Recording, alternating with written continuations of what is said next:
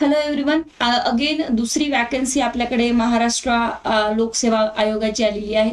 या वॅकन्सीमध्ये ही जी जाहिरात आहे ती मोटार वाहन अभियोक्ता, ओके, मोटार व्हेकल ॲडव्होकेट अभियोक्तासाठी आहे. सॉरी, मोटार वाहन अभियोक्ता गट अ या संवर्गातील एकूण 6 पदांची भरती आता इथे आपल्याला आलेली आहे.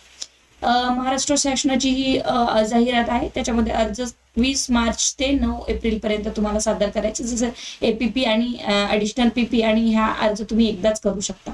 फक्त इथे थोडी एक कंडिशन वेगळी आहे. त्याच्यामध्ये सांगितलं आहे की फक्त 7 वर्ष प्रॅक्टिस लागणार. ऍडिशनल पीपी मध्ये 8 वर्षाचा क्रायटेरिया दिलेला आहे.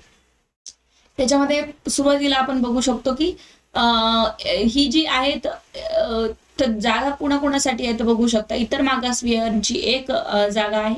त्यांना राखीव खुला गट 2 जागा आहे.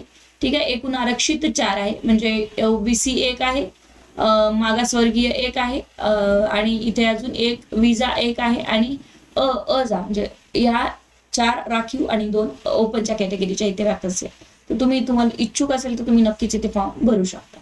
आणि याचा सिलेबस जो आहे तो syllabus definitely motor vehicle act किंवा मोटार व्हेकलचे कायदे किंवा बीएनएस भारतीय न्याय संहिता हे सगळे इथे कायदे असणार आहे. Civil procedure code, contract act, okay, अशा प्रकारचे कायदे इथे असणार आहे.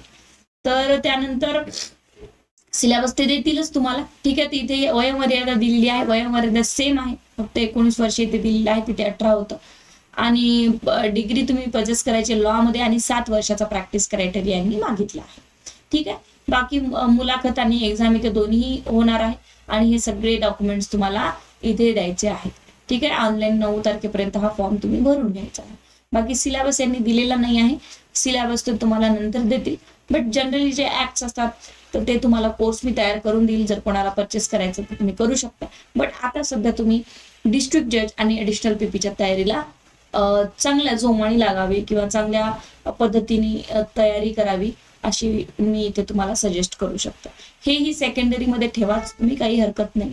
तुम्ही जर त्या याच्यामध्ये क्रायटेरियामध्ये बसत नाही, तुमचं 7 वर्षच प्रॅक्टिस आहे, 8 वर्ष नाही आहे, किंवा 35 वर्ष वय नाही आहे, डीजेचा फॉर्म नाही भरला, तर हा फॉर्म तुम्ही नक्कीच भरू शकता.